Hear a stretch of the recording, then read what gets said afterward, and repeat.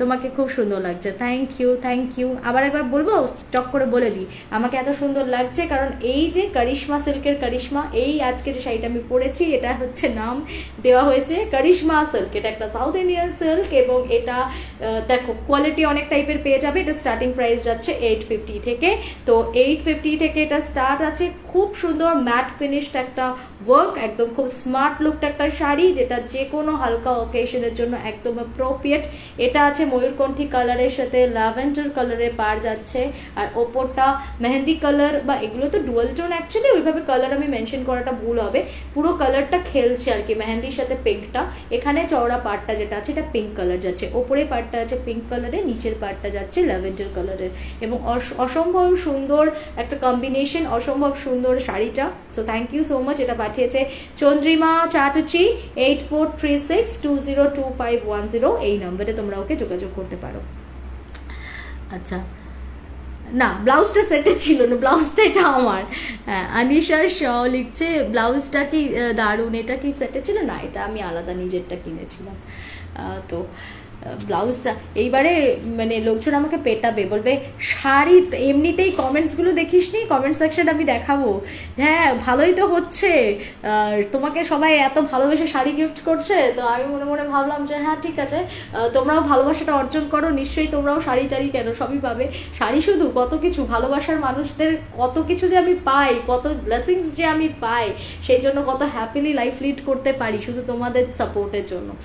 আর শুধু তাই নয়, এবার যদি আমি এবার ডিমান্ড করি যে শাড়ির সাথে ব্লাউজটাও তোরা পাঠিয়ে দে, তাহলে বোধহয় কিছুজন বোধহয় বলবে যে আমি যাই দড়ি কলসি নিয়ে এক্ষুনি পুকুর ধারে দৌড়াই। এবার তো শ্রেয়া বড় লোকই হয়ে গেল, শ্রেয়ার আর তো কিছুই তাহলে কিনতে হবে না, অন্তত ব্লাউজটা কিনে পড়ছিল সেটাও পাঠিয়ে দিচ্ছে, সেই দুঃখেই তারা দড়ি কলসি নিয়ে দৌড়বে। আচ্ছা, আমি এই প্রথম লাইভ দেখছি, লিখছে শিলা দত্তা ঘোষ। ওকে, ওয়েলকাম ওয়েলকাম শিলা। আমি জানি না এজ ব্র্যাকেটটা তো বোঝা যায় না ঠিক লাইভে, তো আমি শিলা বলে অ্যাড্রেস করছি। সুপর্ণা বিশ্বাস লিখছে তোমায় সব রকম ড্রেসেই ভালো লাগে, থ্যাংক ইউ। বেশ, আচ্ছা ভাস্কর মুখার্জি, এবার আমার নেক্সট স্টোরিটাতে আমি যাব। এটা আমাকে পাঠিয়েছে ভাস্কর, পুজো শপিং ডান, আমার এন থেকে তোর ভাই ডান একদম।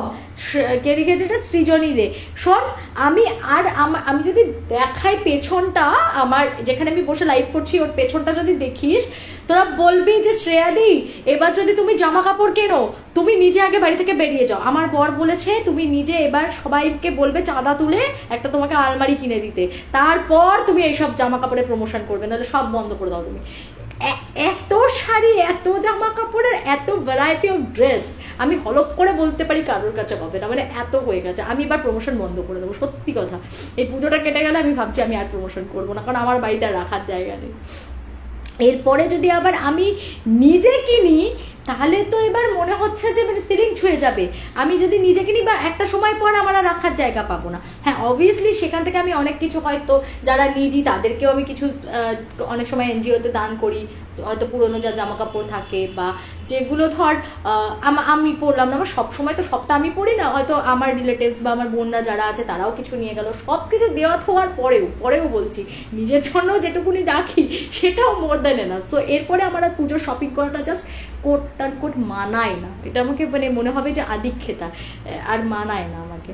আচ্ছা, সত্যি দাদার হিংসা তো হবে না, না দাদার হিংসা হয় না, দাদার বক্তব্য হচ্ছে যে তুমি রাখবে কোথায়, মানে রাগ ওর হিংসে হবে, ওই কিপটেটার হিংসে হবে, মাথা তোর খারাপ, ও তো খুশি, হ্যাঁ খালি টাকা জমাচ্ছে, কিচ্ছু একটা কিনে দেয় না, খালি কিছু কিনতে চাইলে এটা যেটাই দেখাবো বলবে কি এটা তো সেই দিনই দেখলাম কার একটা প্রমোশন করলে, এইরকম তো তোমাকে একটা দিয়েছে, আবার কি করবে, আবার ধর একটা কিছু বললাম একটু কিনে দাও, ওমা বলবে কি কেন এই তো তোমার এত জামা কেন কিনে দেবো, কিচ্ছু কিনে দেয় না, কিচ্ছু, ওর হিংসে হবে, ও খুশি আনন্দ যে আমার বউকে আমাকে কিছু ইনভেস্ট করতে হয় না বউয়ের পেছনে, এইরকম ও যে ফায়দা লুটছে না আমার, তুই চিন্তা করতে পারবি না, সব বদমাইশি বুদ্ধি।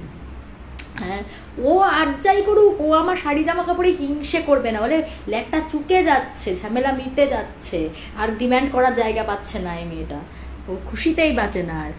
আচ্ছা, হাসতে হাসতে শেষ, আমি একদম মনের কথা বললাম, হার কিপটে কিপটে, কিচ্ছু কিনে দিতে চাইবে না, খালি যেটাই বলবো সেটাই বলবে, এটাও তো তোমার আছে, ওটাও তো তোমার আছে, এটা নিয়ে আবার কি করবে, এত তো আছে, এগুলো আগে পড়ো না, তারপরে আমি কিনে দেবো। কিছুই কিনে দেওয়া বন্ধ করে দিয়েছে, তুই জানিস না। শুভেন্দুদা আসলে মনে মনে লাড্ডু ফুটছে, পুজোতে কিছু কিনে দিতে হবে না। এক্স্যাক্টলি এটাই তো আমি বলতে চাইছি, এই কথাটাই আমি বলতে চাইছি। ও খুব খুশি, ও খুব খুশি যে আমার কিছু কিনে দিতে হয় না ওর।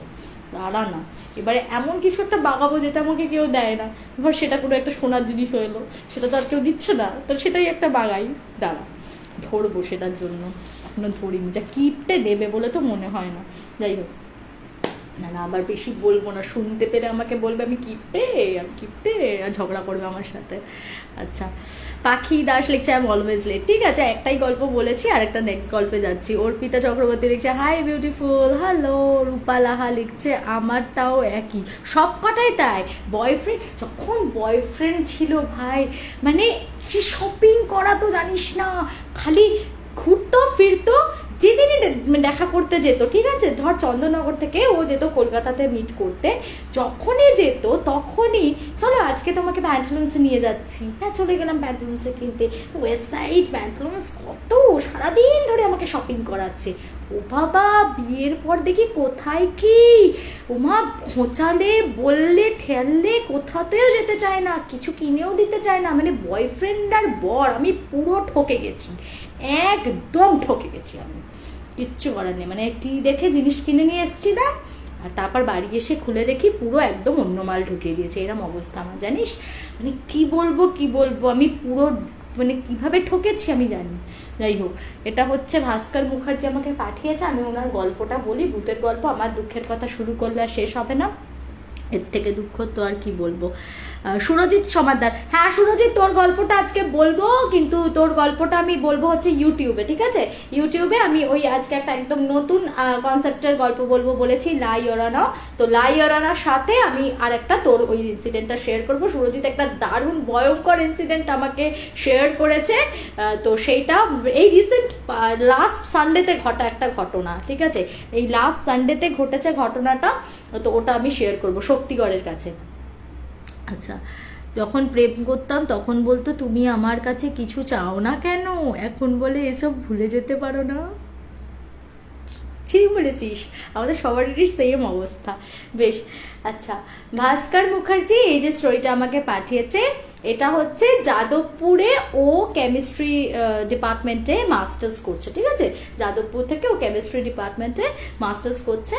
এখন ওখানে সুলেখা বলে একটা জায়গা আছে, আমরা অনেকেই জানি, তো সেই সুলেখাতে একটা পিজিতে ও যখন, এখনো থাকে যাদবপুরে, এখনো যাদবপুরে শিফট করে গেছে, কিন্তু ও যখন সুলেখাতে থাকতো, তো সেই সময়কার একটা ঘটনা, মানে ও তখন সবে আর কি ভর্তি হয়েছে, এবং ওকে বোধহয় কোনো একজন ফ্রেন্ড রেকমেন্ড করেছে যে সুলেখাতে একটা পিজি খালি আছে, তুই যাবি, তো বললো ঠিক আছে আমি চলে যাচ্ছি। তো ওখানে রোহান বলে একটা ছেলে অলরেডি একটা রুমে ছিল, তো সেই রুমটাই ও শেয়ারিং নিয়ে নেয়, এবং নিচে ওনাররা থাকে, ওপরে থাকে হচ্ছে তোমার দোতলাতে দুটো ঘর আছে, একটা ঘরে ও আর রোহান, আর পাশের ঘরে আরো দুটো সিনিয়র দাদা, ব্যাস এই হচ্ছে ওদের বাড়ি, মানে ওইখানে, মানে পিজি বলতে চাই সেখানে পরপর অনেক রুম, অনেক লোকজন, সেরকম ব্যাপার নয়, একটা ছোট্ট বাড়ি, বাড়ির একতলাতে ওনার নিজে থাকে, দোতলাটা ভাড়া দেয়। তো এবার ওরা যখন প্রথম পিজিটা নিয়েছে, তখন মানে ওনার কি করলো, বললো যে 10টার পর কিন্তু আর নিচে তোমরা নামতে পারবে না, এটা একটা নিয়ম। তো প্রথম মানে আমাকে ভাস্কর বলছে যে দিদি আমরা অত মাথা লাগাইনি, কেননা ঠিক আছে হতেই পারে, মানে বিশেষ করে ও বলে আমি তো পরে জয়েন করেছি, ওরা তো আগে থেকেই ছিল, তো বলে আমি অত মাথা লাগাইনি, বলেছে যে কোলাপসেবলটা আমি একদম 10টার সময় লক করে দেবো, তালা দিয়ে দেবো, তো তোমরা 10টার পর কিন্তু আর কিছুতেই নিচে নামবে না, ঠিক আছে। তো যথারীতি ওরাও বলেছে যে হ্যাঁ ঠিক আছে আমরা আর নিচে নামবো না, ওপরে থাকে। এবার ওই দাদাগুলো অত উৎসুক নেই কোনো, ওরা ওদের মতোই থাকে, ওরা অনেক বছর ধরেই শুনেছে ওখানে আছে, আর ওইদিকে রোহানও নাকি বেশ কিছুদিনই আছে, তো ওই প্রথম আর কি ওখানে মানে নতুন গেছে। তো ওদের একটু বাড়ির স্ট্রাকচারটা বলি, দোতলার যে রুমটাতে আর কি রোহান ও আছে, ধরো যে দিকটাতে ওর বেডটা, সেই বেডটার মানে পাশেই হচ্ছে একটা জানালা, আর সেই জানালাটা দিয়ে সোজা একদম স্ট্রেট বাড়ির এন্ট্রেন্সটা দেখা যায়, এন্ট্রেন্সটার সামনেই রয়েছে একটা স্ট্রিট লাইট, সেই স্ট্রিট লাইটটা জ্বললে একদম তোমার এন্ট্রেন্সটা পরিষ্কার দেখা যায় ওদের জানলা থেকে, এবং একদম ডাইরেক্ট, মানে তোমার এবার যেই দোতলার ওই ঘরটা থেকে নেমে সিঁড়ি দিয়ে একতলাতে নামছে, একতলা যেখানে কোলাপসেবলে ধাক্কা খাচ্ছে সেখান থেকে এন্ট্রান্সটা হচ্ছে সোজা, মানে দোতলার জানলা থেকে স্ট্রেট ওই এন্ট্রান্সটা দেখা যায়, আর একতলার কোলাপসেবলটা দিয়ে ক্রস করে গেলে সোজা ওই এন্ট্রান্সটা ধাক্কা খাচ্ছে। ওপর থেকে নিচে সিঁড়িতে একতলা দোতলা থেকে নামতে একতলা পর্যন্ত হার্ডলি একটা ছেলের দৌড়ে নামতে 10 থেকে 12 সেকেন্ড সময় লাগবে। ঠিক আছে, এটুকু ইনফরমেশন কেন দিলাম বলছি। তো এইবার ভাস্কর মোটামুটি প্রথম 3-4 দিন ওখানে ছিল, কোনো অসুবিধা হয়নি। ওদের ওখানে জানবেই যে সেমিনার রুম, লাইব্রেরি এগুলো অনেক রাত অবধি যাদবপুর ইউনিভার্সিটিতে খোলা থাকে। তো সেদিনকে ওর হঠাৎ করে একটা এমার্জেন্সি লাইব্রেরি বইয়ের দরকার পড়েছে, এবং তখন প্রায় 8:30 বেজে গেছে। তো ও বললো ঠিক আছে, লাইব্রেরি তো খোলাই থাকে, তো একটা এমার্জেন্সি আমার দরকার হঠাৎ খেয়াল করলো, আমি যাই গিয়ে ওখান থেকে বইটা নিয়ে আসবো। তো এবার ও বেরোতে যাবে, ওর একটা না অভ্যাস আছে, অনেকেরই দেখবে একটু হাজমোলা বা পালস মুখে ফেলে রাখার অভ্যেস থাকে। তো ওই রকমই ও ওই পালসটা খুলে ও খেতে গিয়ে পালসের ওই র্যাপারটা ফেলবে বলে জানলার ওদিকটায় গেছে। এবার জানলা দিয়ে ফেলতে গিয়ে ও হঠাৎ নোটিস করেছে এন্ট্রান্সটা। ও এন্ট্রান্সটা দেখছে ওখানে একটা ইজি চেয়ারে একজন খুবই থুরথুরে বয়স্ক ভদ্রলোক, ওই স্ট্রিট লাইটটার নিচে বলবো না, স্ট্রিট লাইটটা তো এন্ট্রান্সটার বাইরে, বাট ওই মানে ইজি চেয়ারটা রাখা আছে ভেতরের দিক করে, মানে এন্ট্রান্সটার ভেতরের দিক করে ইজি চেয়ারটা রাখা। ভদ্রলোক ওখানে বসে আছেন, আলোতে পরিষ্কার তাকে দেখা যাচ্ছে, তার হাতে একটা বই। এবার ও না খুব ভালো করে দেখছে, দেখে বলছে কি, ও মা, ওইখানে ওই স্ট্রিট লাইটের আলোতে বসে কে এখনকার দিনে বই পড়ে? আর নিচে ওনারের বাড়িতে এরকম কোনো থুরথুরে বয়স্ক মানুষকে তো আমি আগে কখনো দেখিনি, তাহলে এটা কে বসে আছে ওইভাবে? আর এন্ট্রান্সের সামনে ওরকম ভাবে ইজি চেয়ার নিয়ে বসে কে বই পড়ে? এবার ওনা অনেকক্ষণ ধরে নোটিস করছে, মানে পালসটা চুষছে আর ও দেখছে দাঁড়িয়ে দাঁড়িয়ে, আর দেখছে কি বুড়োটা না এরকম বইটা নিয়ে, মানে হয়ে যায় না এরকম অনেকক্ষণ ধরে ঘোরের মধ্যে থাকতে থাকতে এরকম ঢুলে পড়ে, এরকম ঢুলে পড়ছে, আর মাঝে মাঝেই মানে সজাগ হয়ে বসছে, ঢুলে পড়ছে আর সজাগ হয়ে বসছে। আদারওয়াইজ কিন্তু নড়ন নেই, চরণ নেই, একদম স্থির, পা দুটো পুরো স্থির হয়ে রয়েছে, শুধু মাথাটা মাঝে মাঝে এরকম ঢুলে পড়ছে আবার সজাগ হচ্ছে, এইটুকুনি। তো ও ভাবলো যে যাই হোক, কে বসে আছে কি জানি, বাবা ঠিক আছে যাই, আমার লাইব্রেরিতে কাজ আছে, আমি নামি বলে ও এবার ঝট করে যখন ওপর থেকে নিচে নেমে কোলাপসেবলটা ক্রস করে এন্ট্রান্সের দিকে গেছে, তখন দেখছে মানে ওই পথটা আসতে ওর হার্ডলি 12 সেকেন্ড সময় লাগবে, তার বেশি কখনোই নয়। একটা অত থুরথুরে বয়স্ক মানুষ, সে একটা ওই আরাম কেদারাকে গুছিয়ে তারপরে সেটাকে বগলদাবা করে সেখান থেকে উঠে তার চলে যেতে, বা সে তো এন্ট্রান্সের ভেতর দিকে ছিল, তার মানে সে বাড়ির দিকেও যদি আসে তাহলে তো তার কিছুটা অন্তত সময় লাগবে। তো সেটুকু সময় অবশ্যই 12 সেকেন্ডের মধ্যে সেটা হতে পারে না ম্যানেজেবল। এবার ও বাইরে বেরোতে গিয়ে দেখছে কোথায় কি, কেউ কোথাও নেই, এন্ট্রান্স পুরো ফাঁকা, স্ট্রিট লাইটের আলোতে কিচ্ছু নেই। তো না কি রে বাবা, তাহলে আমি এতটা ভুল দেখলাম, আমার আইলিউশন হলো। তো না আর কোনো কথা না বাড়িয়ে, ওর একটু দেরি হয়ে যাচ্ছিল, ও সোজা লাইব্রেরিতে দৌড় মারে। তো সেদিনকে চলে আসার পর আবার তারপরে ওর 2-1 দিকে চোখ গেছে, কিছু দেখতে পায়নি। এবার এই ঘটনা 3-4 দিন পরের ঘটনা বলছি, আবার ও ওই রকম আরেকদিন পালস খেতে খেতে ওই ঠিক ওই একইভাবে র্যাপারটা ফেলতে গেছে, ফেলতে গিয়ে ও আবার দেখছে ওরকম সেম ভাবে ওই একটু ভেতরের দিক করে এন্ট্রান্সের ওই মুখটাতে ওখানে একটা বড় লোহার দরজা আর কি, ওই দরজার ভেতরের দিক করে একটা ইজি চেয়ার, তার উপর একটা থুরথুরে বুড়ো বসে রয়েছে ওই স্ট্রিট লাইটের দিকে ফোকাস করে, আর বইটা এরকম ভাবে ওনার হাতে নেওয়া, ওইভাবে ঢুলছে আর আবার সজাগ হচ্ছে, ঢুলছে আর সজাগ হচ্ছে। তো ও সেদিনকে টেস্ট করবে বলে ও কি করেছে, সেদিনকে আবার টাইমটা কিন্তু তখন অলরেডি 10টা বেজে গেছে, রাত্রি হয়ে গেছে। তো 10টার সময় তোদের নিচে কোলাপসেবলটা লক করে দেয় ওই নিচের ওনার ভদ্রলোক, এবার উনি হয়তো লক করে চলে গেছেন। ও কি করেছে, বলছে আমি দেখি তো চেক করে যে আজকে আবার নিচে গিয়ে ওনাকে দেখতে পাই কিনা। ও ওপর থেকে তরপর তরপর করে নেমে এসে কোলাপসেবলটা যে ধরে দেখতে গেছে, তখন দেখছে নিচে কেউ নেই, ফাঁকা। ও বলছে আমার এত ভয় লেগেছে দিদি, আমি আবার দৌড়ে ওপরে গেছি, আবার যখন জানলা দিয়ে দেখছি হ্যাঁ ওরকম ঠাই বসে রয়েছে, ওরকম কোলাপসেবল, মানে আমি দেখলাম নিচ থেকে যে দেখা যাচ্ছিল না কাউকে, কেউ নেই ওখানে বসে। আবার যেই আমি ওপরে এসেছি দেখছি ওইভাবে বসে আছে, আমি আবার নেমেছি দেখছি কেউ নেই, আমি আবার উঠেছি দেখছি আবার বসে আছে, আমি আবার নেমেছি দেখছি কেউ নেই। বলে আমি এরকম পরপর 3 বার এটা করেছি, 3 বার করার পর আমার খুব ভয় লেগেছে। আমি বললাম এবার তো আমি একদম শিওর যে আমার এটা কোনো ইলিউশন হচ্ছে না, কারণ এটা হতে পারে না কখনো। আমি 12 সেকেন্ড থেকে 15 সেকেন্ড আমার টাইম লাগে ওপর নিচ করতে, আর সেখানে ওই ভদ্রলোক একটা অত থুরথুরে বয়স্ক মানুষ, সে বারবার কি ওইরকম চেয়ারটা গুটিয়ে পালিয়ে যাচ্ছে আবার চলে আসবে, এরকম হতে পারে কখনো? এটা তো সম্ভবই নয়। তাহলে আমি কিছু ভুল দেখছি। তো তখন ও ভাবছে এই কথাটা কি রোহানকে বলবো। এবার রোহান যে ছেলেটা ছিল না, একটু ওর কথা বলি। এই রোহান ছেলেটা একটুখানি হয় না, মানে খুব ফরওয়ার্ড কাইন্ড অফ ছেলে। মানে ও হচ্ছে মানে কিছু যদি না দেখতে পাই ওকে দেখাতে গেলে, ও আবার সেটা নিয়ে একটা খুব হাসি মজার পাত্র বানিয়ে ছেড়ে দেবে ওকে। ছেলেদের মধ্যে আবার একটা ইগো প্রবলেম তো থাকেই। তো ভাবছে যে বলবো, তারপর ওকে দেখাতে গিয়ে ও যদি কিছু না দেখতে পায় তখন বলবে কোথায় কি আছে, কিছুই নেই এখানে, কি পাগলের প্রলাপ বকছিস। আমাকে হয়তো ভাববে আমি খুব ভীতু বা আমার এরকম কিছু হ্যালোজিনেট করছি, বা এটা নিয়ে আমার মস্করা টস্করা করবে। তো ও সেদিনকে আর কিছু বলেনি। এইবার আমি বলি যে ও কিন্তু ভাস্কর কিছুদিন ধরেই একটা ওই থার্ড আই অ্যাক্টিভেশনের কোর্স করছিল, যার জন্য ওর কিন্তু অনেক কিছুর ফ্রিকোয়েন্সি অনেক বেশি সেন্স করার একটা পাওয়ার ও গেইন করেছে, অল্প বিস্তর, খুব বেশি নয়। বাট ওই থার্ড আই অ্যাক্টিভেশন কোর্সটা যেহেতু দীর্ঘদিন ধরে প্র্যাকটিস করছিল, তো যার জন্য আগের থেকে এই ফ্রিকোয়েন্সির মানে সেন্সেশনটা অনেক বেশি বুঝতে পারে। তো এই জিনিসটা কিন্তু ওর মধ্যে একটা পাওয়ার এসছিল। এবার ও ভাবছে যে আমি কি সেখান থেকেই কোনো ইমপ্র্যাকটিক্যাল এমন কিছু একটা মানে সেন্স করতে পারছি বা কিছুটা দেখতে পাচ্ছি যেটা হয়তো আর কেউ দেখতে পাবে না, বা এরকম কিছু, বা আমার কোথাও ভুল হচ্ছে। যাই হোক, সেদিনকে রাত্রেবেলা ও ওই যেটা হয় না তোমার পঞ্চাক্ষরী মন্ত্র, ওই পঞ্চাক্ষরী মন্ত্র জপ করতে করতে করতে কোনোভাবে শুয়ে পড়ে। রোহানকেও সেদিন কিছু বলেনি। তো রাত্রেবেলা মাঝরাতে ওর একবার ঘুমটা ভাঙে। ও বলছে আমি পরিষ্কার দিদি দরজাতে দেখছি নক হচ্ছে। আমি দেখছি রোহান অকাতরে ঘুমোচ্ছে, দরজাতে নক হচ্ছে এবং কন্টিনিউ নকটা হচ্ছে। কিন্তু একটা মানুষ যদি রাত দুপুরে এসে একটা এমার্জেন্সির বসে তোমাকে ডাকে, তাহলে টক টক টক করে ডাকবে, তাড়াহুড়ো করবে বা কিছু। পুরো আওয়াজটা হচ্ছে কি ঠক ঠক ঠক ঠক এরকম করে, মানে একটা রিদমে ওই কেউ যেন দরজাটাকে খুব আস্তে আস্তে আস্তে আস্তে নক করছে কন্টিনিউ।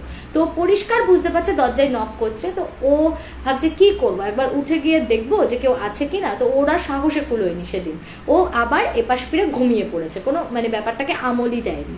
তো আবার এই জিনিসটা মোটামুটি বললো যে 3-4 দিন পরে ওর এবার কি হয়, প্রথম দুবার তো ও ওই পালসের র্যাপার ফেলতে গিয়ে নোটিস করেছে।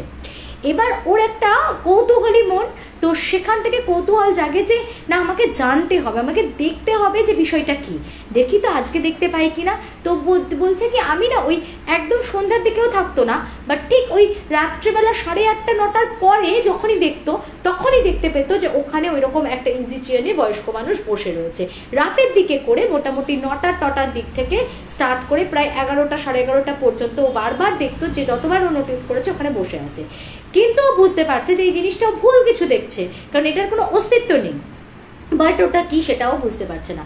তো ও না আস্তে আস্তে আস্তে আস্তে নিজের ভেতরে ভেতরে এই জিনিসটাকে চেপে যেতে চাইছে, কেননা ও ভাবছে যে আমার কোনো একটা জায়গাতে আমি কিছু একটা হ্যালুসিনেট করছি, এটা আমার ব্যক্তিগত কোনো একটা সমস্যা হচ্ছে বলে ও জিনিসটাকে এড়িয়ে যেতে চায়। ওই প্রত্যেক দিন ওটাকে, এবার ও এত কিউরিয়াস হয়ে গেছিল, ও প্রত্যেক দিন আগ বাড়িয়ে দেখতে যেত যে দেখি তো আজকে আছে কিনা। আর প্রত্যেক দিন দেখতো ওই বয়স্ক ভদ্রলোক ঠিক ওইভাবে বসে ঢুলছেন।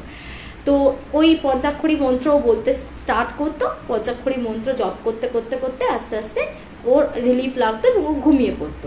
তো এইভাবে আরও কয়েকটা দিন কাটে। তো এরপর একদিন ওর কলেজ থেকে, ওর কলেজে একটা সেমিনার ছিল, তো ফিরতে একটু লেট হবে। তো ও বলেই গেছিলো বাকি সবাইকে যে আজকে আমার বেডে তোরা কেউ চাইলে তোরা শুতে পারিস, কোনো অসুবিধা নেই। রোহানকে বলেছিল যে আমি একটু লেট করে ফিরবো। তো বললো ঠিক আছে, কোনো অসুবিধা নেই, কারণ মানে মানে রোহান খুব পছন্দ করতো জানলার সাইডের ওর ওই বেডটাতে বসে একটু পড়াশোনা করতে বা কিছু। কিন্তু এবার ও চলে আসলে ওকে বেডটা ছেড়ে দিতে হতো। তো রোহান যখন ও ছিল না তখন এই বেডটাতেও ম্যাক্সিমাম টাইম কাটাতো। কিন্তু যাই হোক, একবার ওই দিকে ওর সব সেট আপ রেডি হয়ে গেছিলো বলে ও আর মানে অতটা মাথা ঘামাতো না। এবার ও ওখানে এসে দেখছে যে রোহান ওপরে বোধহয় পড়ছিল ওর বেডটার ওপরে। রোহান না জানলার দিকে এরকম করে হাঁ করে তাকিয়ে এরকম উকি ঝুঁকি মারছে। তো বলছে কি হলো ব্যাপারটা, রোহান এরকম করে কি দেখছে। তা ও না গিয়ে এরকম রোহানের কাঁধে হাত দিতেই রোহান পুরো কেঁপে উঠেছে, চমকে উঠে বলছে কি এই ভাই ওটা দেখতে পাচ্ছিস? বলছে কি দেখতে পাচ্ছিস তুই? ওকে কিছু বলেনি আগে নিজে থেকে, ওকে আগে জিজ্ঞাসা করেছে যে তুই কি দেখতে পাচ্ছিস আমাকে আগে বল। তো তখন রোহান বলছে আরে তুই দেখতে পাচ্ছিস না সামনে দেখ না একটা বয়স্ক ভদ্রলোক দেখছি সে এন্ট্রেন্সের ওখানে চেয়ারে বসে বই পড়ছে না, ঢুলছে বসে বসে। এইবারে ওর মাথায় তখন এটা স্ট্রেট করেছে যে তাহলে আমি একা না, তাহলে এটা রোহানও দেখতে পাচ্ছে। তখনও রোহানকে বলছে তোকে একটা কথা বলবো, একটা জিনিস দেখবি। বলছে কি? এবার তখন ও যখন সেদিনকে ঢুকেছে 9:30 বাজে প্রায়, তখনও মানে কোলাপসেবলে গেটটা মানে বন্ধ করেনি ওই ভদ্রলোক। তো বলছে তাড়াতাড়ি নিচে চল তাহলে। বলছে কেন নিচে যাবো কেন? বলছে চ না দেখবি, চ না। বলে ওকে নিয়ে ও দৌড়ে নেমেছে। নেমে দুজনে মিলে এন্ট্রান্সটার ওখানটাতে গিয়ে চেক করছে, দেখছে কেউ নেই। এবার রোহানও খুব ভয় পেয়ে গেছে। তখন রোহান বলছে যে মানে এটা কি করে পসিবল? বলছে হ্যাঁ আমি তোকে এটাই দেখাতে নিয়ে এসেছিলাম। এই যে জিনিসটা তুই আজকে নোটিস করেছিস, আসলে তুই তো জানলার দিকটাতে অতটা থাকিস না, তুই তো ওই দিকটাতেই বেশি থাকিস। এখানে হয়তো টুকটাক এসে বসতো, পড়তো, উঠে যেত। তো ওইখানে ও থাকা শুরু করেছে, তারপর থেকে ওই জিনিসটা এতটাই ওর জানলাটা পাশে বেডের, তোর বারবার চোখটা যায়, র্যাপার ফেলে, অমুক করে তমুক করে, ওর চোখটা বারবার যায়। তো বলছে আমি এটা কদিন যাবতই নোটিস করেছি যে রাত্রিবেলা ঠিক 9টার পর থেকে একটু রাত অবধি এখানে কনস্ট্যান্ট এই জিনিসটা হয় যে মনে হয় যেন কেউ একটা এন্ট্রেন্সের এখানে ইজি চেয়ারে বসে বসে ঢুলছে। তো বলছে আবার দেখবি মজাটা, চল ওপরে চল। আবার ওকে ওপরে নিয়ে গেছে। আবার যখন দুজনে তাকিয়েছে তখন দেখছি ওই একইভাবে বসে আছে। এইবার যখন দুজনেই দেখতে পাচ্ছে এই জিনিসটা, তখন দুজনেরই বেদম ভয় এসছে যে এটা কি করে পসিবল। দিয়ে বলছে চল তো পাশের ঘরে দাদাগুলোকে ডাকি। এবার ওই পাশের ঘরে গেছে, সিনিয়র দুটোকে ডেকেছে, ডেকে বলছে দাদা তুমি এদিকে এসো। তো ওদেরকে ডেকে নিয়ে এসে বলছে তোমরা ওখান থেকে কিছু দেখতে পাচ্ছ? তো ওরা বলছে হ্যাঁ দেখতে তো পাচ্ছি, ওই তো একটা ভদ্রলোক বসে আছে না, একটা ইজি চেয়ারের উপর বসে বসে এরকম বই নিয়ে ঢুলছে না। তো বলছে তোমরাও এটা দেখতে পাচ্ছ? বলছে হ্যাঁ আমরাও তো এটা দেখতে পাচ্ছি। বলছে এবার চলো নিচে যাই 4 জনে মিলে। আবার ওরা 4 জনে মিলে নিচে এসেছে। এইবারে মানে এতদিন কিন্তু এই বিষয়টা ওরা যে থাকে কিন্তু কেউ জিনিসটা নোটিস করেনি, কিন্তু সেই দিনই প্রথমবার এই বিষয়টা আস্তে আস্তে ওদের কাছে একটু ক্লারিফাইড হয়েছে। 4 জনেই নোটিস করেছে যে ওরা যতবার ওপরে যাচ্ছে, ওপর দিয়ে যতবার দেখছে ততবার দেখতে পাচ্ছে যে এন্ট্রান্স একজন বসে ঢুলছে, আর যতবার নেমে আসছে ততবার দেখছে কেউ নেই। তো ওদের 4 জনেরই ভীষণ ভয় লেগেছে এবং 4 জনেই রীতিমতো একটাই কনক্লুশন লাইন যে আমরা ভাই এই মানে এই পিজিতে তো আর থাকা নেই, এখানে তো কিছু গড়বড় আছে। তো জানি না, একবার কথা বলার চেষ্টা করবো অন্যের সাথে, উনি কিছু বললে ভালো, না হলে আমরা ভাই পিজি চেঞ্জ করে নেবো, এখানে থাকা কোনোভাবে সম্ভবই না, এখানে তো কিছু মুশকিল আছে। তো এইবার সেই দিন রাত্রিবেলা ওরা ডিসাইড করলো যে এত ভয় পেয়ে গেছে, ওরা আর আলাদা আলাদা রুমে সাহস নেই কি শুতে যাবে। ওরা কি করে একটাই রুমের মধ্যে মানে রোহনদের রুমটার মধ্যেই ওরা দুজন খাটে শুয়ে পড়ে, মানে রোহন আর রোহানের ওই মানে ফ্রেন্ডটা বলতে ভাস্কর আর ওই সিনিয়র দাদা দুটো নিচে বিছানা করে ওরা শুয়ে পড়ে। সেই দিন রাত্রেবেলা প্রথমবার, এর আগে কিন্তু ভাস্কর বলছে আমার দিদি কোনোদিন কোনো রকম কোনো সমস্যা হয়নি, কিন্তু সেই দিনই প্রথমবার রাত্রেবেলা আমার হঠাৎ করে অসম্ভব যন্ত্রণাতে আমার ঘুমটা ভেঙে গেছে। আমার পরিষ্কার মনে হচ্ছে যে আমার আজ্ঞাচক্রের কাজটা কেউ যেন এরকমভাবে চেপে ধরে আছে, এবং মানে হয় না মানে এরকমভাবে ঘেটকি ধরে ওরকমভাবে, বলে আজ্ঞাচক্রের জায়গাটা ওটাকে একদম চেপে পিষে ধরে আছে, মানে কেউ যেন মনে হচ্ছে আমাকে এরকমভাবে টেনে ওইখান দিয়ে টেনে ওপরের দিকে তোলার চেষ্টা করছে, আর আমার অসম্ভব ব্যথা করছে। বলছে আমি কিন্তু এর আগে এরকম কিছু ফেস করিনি, বাট সেদিন যখন জিনিসটা নিয়ে একটুখানি শোরগোল হলো, সেদিন যখন আমি 4 জনকে ডেকে নিয়ে গিয়ে এই জিনিসটা দেখালাম, মানে হয়তো এই জিনিসটা চাইছিল না যে সবাই বিষয়টা নোটিস করুক বা সবার মধ্যে জিনিসটা জানাজানি হোক, সেটা যেহেতু ওর থ্রুতেই হয়েছিল তাই হয়তো ওর ওপরে গিয়ে কোনো একটা রাগ জিনিসটা জন্মেছিল, যে বলছে আজ্ঞাচক্রের ওই জায়গাটা না মনে হচ্ছে কেউ যেন চিপে ধরেছে এবং আমার অসম্ভব যন্ত্রণা করছে। মানে আমি সেই মনে প্রাণে শিবের পঞ্চাক্ষরী মন্ত্র জপ করতে শুরু করি এবং একনিষ্ঠভাবে জপ করতে করতে করতে বলে প্রায় 5-6 মিনিট আমি অসম্ভব যন্ত্রণা ভোগ করার পর তারপর যেন মনে হলো আমার শরীরটা পুরো রিলিফ হয়ে গেল। তো তারপরে আমি রাত্রিবেলা চিৎকার করে উঠে বসেছি, 4 জনেই উঠেছে, উঠে তো ওর ঘাড়ে এখানে দেখছে যে ওইখানটাতে তো প্রচণ্ড মানে বাজে রকমভাবে দাগ হয়ে গেছে। তো ওরা তো বুঝতে পারছে না কি, ও বললো নমস্কার আমি তো চললাম, বলে আমি পরদিনই আমার আরেকটা বন্ধুর থ্রুতে মানে ইমিডিয়েটলি বললাম যাদবপুরে কোথায় কি ফাঁকা আছে, যেখানে না যাদবপুরে কাছাকাছি কোথায় কি ফাঁকা আছে বল, আমি চলে যাব। তো তখনই বাঘা যতীন এখন যেখানে আছে সেখানকার একজন সন্ধান দেয়। তো ও একদম রাতারাতি পরের দিনই জিনিসপত্র নিয়ে যা অ্যাডভান্স পেমেন্ট ছিল সব ছেড়ে ছুড়ে দিয়ে ও একদম সোজা ওই বাঘা যতীনে শিফট করে গেছে।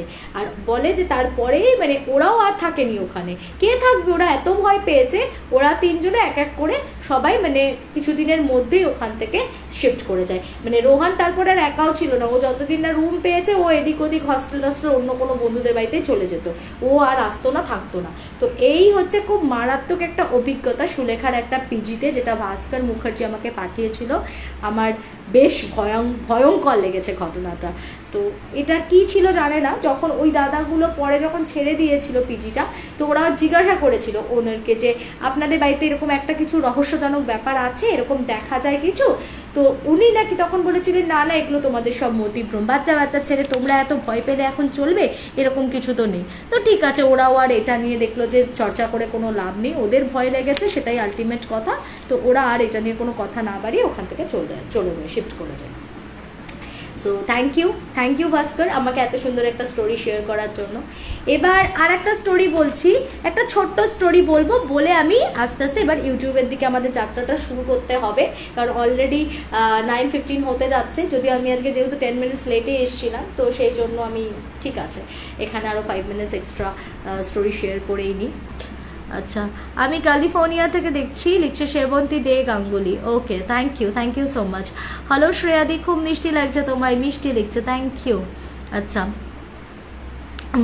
মুগ্ধতায় পরিপূর্ণ তোমার গল্প বলার স্টাইল, কে লিখলো, সুন্দর লিখলো কমেন্ট, তিতলি গাঙ্গুলি লিখছে, থার্সডে বিকেল অবধি ভালো থাকার অনুপ্রেরণা পেয়ে গেলাম। আচ্ছা, থ্যাংক ইউ সো মাচ। আচ্ছা, আমি পরে রেকর্ড ডেটটা শুনে নেব, ঠিক আছে। সুলেখার ওখানে আমার মেয়ে থাকতো। আচ্ছা, দিদি আরজি কর নিয়ে কোনো বক্তব্য? না, আমি এখন কোনো বক্তব্য পেশ করার জায়গাতে নেই, বা আমার কেন বক্তব্য হবে, এটা আমরা প্রত্যেকটা মেয়েই এরকম যদি ইনসিকিউরিটির মধ্যে থাকি, তাহলে সেটা নিয়ে আমার মনে হয় আমার কোনো বক্তব্য রাখা আলাদা করে প্রয়োজন পড়ে না। আমরা প্রত্যেকেই চাই যে এক নিরাপত্তা, এবং সেটার দাবি যখন উঠেছে প্রত্যেকেই সেটাকে সাপোর্ট করি। জানি না কতদূর কী হবে, আমার মানে ওয়েস্ট বেঙ্গলের কোনো কিছুর ওপরেই কোনো ভরসা নেই। আমি তো নিজের মেয়েকে ক্যারাটেতে দিয়েই দিয়েছি, নিজের সেলফ ডিফেন্স নিজেকেই করতে হবে। আগামী জীবনে নিজেকে সতর্কভাবে চলতে হবে, আরও অনেক বেশি কনসার্ন হতে হবে নিজের ব্যাপারে। যত বেশি দলের একসঙ্গে থাকা যায়, একা কোথাও কোনো আলাদা রুমে কোনো একটা জায়গাতে, আমি বলবো কলেজে বা কলেজ হস্টেলে যারা থাকো তারা খুব সতর্কতা অবলম্বন করে চলো। নিজের ডিফেন্স নিজে নাও, কারোর ভরসায় থেকো না। কারণ এই তো দেখছো ওয়েস্ট বেঙ্গল পুলিশের অবস্থা, তারা কাকে কি বলছে, কখনো বলবে সুইসাইড করেছে, কখনো বলছে এই করেছে ওই করেছে। তো কখন কে সুবিচার পাবে সেই আশায় বসে থেকে লাভ নেই। যে বাবা মার কোল খালি হয়ে যাচ্ছে, আর বাকি ঘটনাটা নিয়ে তো আমি কিছু বলবোই না, কারণ মানে বেসিক্যালি ধর্ষণ কথাটাই না আমার মধ্যে একটা প্রচণ্ড একটা ইরিটেশন তৈরি করে। আমি ঠিক বলে বোঝাতে পারবো না, আমার ভীষণ একটা অস্বস্তি, একটা অদ্ভুত রকম ফিলিংস, মানে এই যে নির্যাতনের ফিলিংসটা সেটাই আমরা নিতে পারি না, ভাবতে পারি না যে এতটা ব্রুটালিটি হতে পারে কারোর সাথে। তো সেটা যারা ফেস করে, আমি আজকে সকালবেলাতেই শুনছিলাম নিউজে যে ওর মা বলছে মানে মেয়েটার আঙ্গুলগুলোকে এরকম মোটকে দেওয়া হয়েছে। কিছুক্ষণ আগে বোধহয় আরেকটা নিউজ আপডেট পেলাম, পোস্টমর্টম এটা বলছে নাকি তাকে মৃতাবস্থাতেও রেপ করা হয়েছে। তো আমি সত্যি জানি না কতটা ঠিক কোনটা ভুল। তার গায়ে বিভিন্ন জায়গায় আঘাতের চিহ্ন। তো এইরকম মর্মান্তিক পরিণতি যেন কোনো নারীর সাথেই না ঘটে। আমরা মানে জানি না কতটা সুরক্ষিত, তবে নিজেদের নিরাপত্তাটা নিজেরা নিয়ে যতটা চলতে পারি ততটাই চেষ্টা করব। আমার তো এখন আমি কাকে দোষারোপ করা হবে, কি হবে সেটা তো আমি জানি না, সমাজ কতটা উন্নতির পথে চলবে জানি না। এখন আমার মেয়েটি থাকলে আমি তাকে এটাই বলতাম যে তুই একা রাত্রিবেলা গিয়ে সেমিনার রুমে বসেছিলি কেন, তুই কেন তোর বন্ধুদের সাথে চলে যাসনি।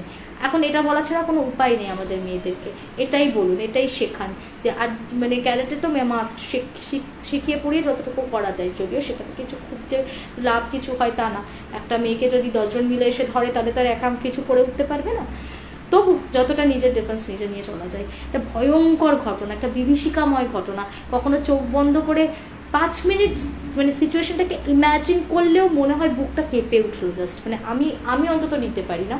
আমি একটুখানি সফট হার্টেড পার্সন, মানে আমার এই ব্রুটালিটিটাতে এমনিতেই একটা অসম্ভব সাফোকেটিং লাগে ব্যাপারটা, তার উপরে তো এটা যারা ফেস করেছে I don't know, god bless. মায়ের কথা শোনা যাচ্ছে না, নিউজ শুনতে পারছি না। হ্যাঁ একদমই তাই, আফটার অল মা তো আমরা সেই, মানে সত্যি একটা মানুষ কতটা নৃশংস হলে এটা করতে পারে।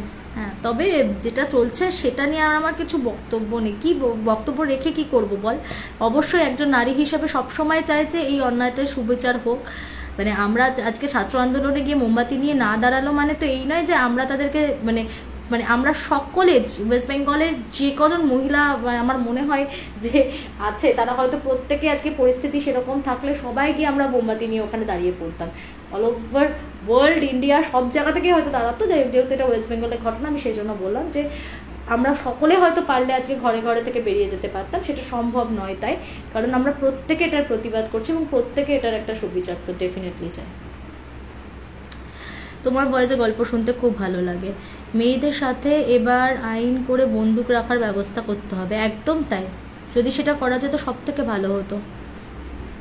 আচ্ছা মানুষের মেন্টালিটি কতটা নিচ, ওই তো বললাম মানুষের মেন্টালিটি এতটাই কত নিচ কত উপর সেটা ভেবে বাঁচতে গেলে খুব মুশকিল। যদি আমরা ভেবে নিই যে মানুষের মেন্টালিটি চেঞ্জ করে আমরা বাঁচতে পারবো কোনোদিন, সেটা তো সম্ভব নয়। তার থেকে ভালো নিজেদের যতটা বেস্ট সতর্কীকরণ করা যায়, যতটা বেস্ট ওয়েতে নিজেদেরকে নিজেরা বাঁচিয়ে চলা যায় সেটা চেষ্টা করতে হবে।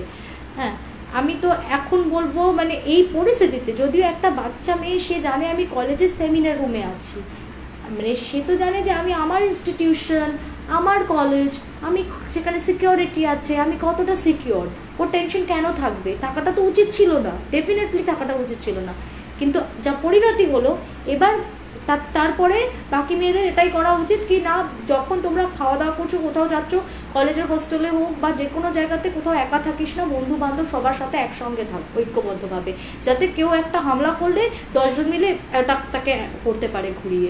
একা পড়ে গেল বলে হয়তো মেয়েটার এরকম আরও বেশি খারাপ পরিণত হলো, মানে কতটা নৃশংস কি করেছে আমি এই ডিটেলসগুলো দেখছিলাম, মানে মাথায় কেমন আগুন জ্বলছিল লাইক।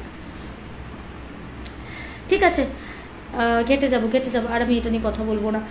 আরেকটা গল্প বলবো না, আর আজকে গল্প বলবো না, আমি ইউটিউবে যাচ্ছি। এখানে আরেকটা গল্প ভাবছিলাম রশনি রয়ের একটা ছোট ঘটনা বলে দিই, চলো ইউটিউবে বলে দিচ্ছি। ঠিক আছে আমি এখান থেকে ক্রস করছি, যারা আমার সঙ্গে জয়েন করতে চাও তারা আমাকে ইউটিউবে জয়েন করো। ঠিক আছে আমি ওখানে আজকে লা ইয়োরানার একটা নতুন কনসেপ্টের ওপরে স্টোরি বলবো, চলো।